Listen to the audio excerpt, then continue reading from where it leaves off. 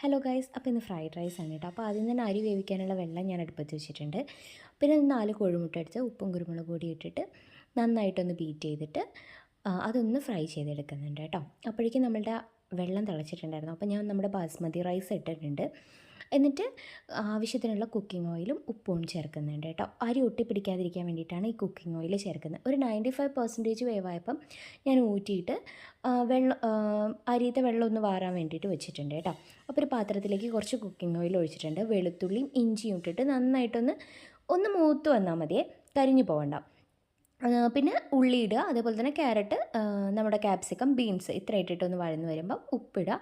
പിന്നെ ആവശ്യത്തിനുള്ള കുരുമുളക് പൊടി, സോയാ സോസും കൂടി ചേർക്കുക കേട്ടോ. ഞാനൊരു 3 ടേബിൾ സ്പൂൺ സോയാ സോസ് ഇവിടെ ചേർക്കുന്നുണ്ട്. അതിനുശേഷം നമ്മളുടെ മാറ്റി വെച്ചിട്ടുള്ള ബസ്മതി റൈസ് ഇട്ടിട്ട് നന്നായിട്ട് മിക്സ് ചെയ്യുക. ആവശ്യത്തിനുള്ള കുരുമുളക് പൊടിയും അതുപോലെ തന്നെ മാറ്റി വെച്ചിട്ടുള്ള പൊരിച്ച കോഴിമുട്ടയും കൂടി ചേർക്കുക. പിന്നെ സെലറിയും കൂടി ചേർത്തിട്ട് വിളമ്പാം കേട്ടോ.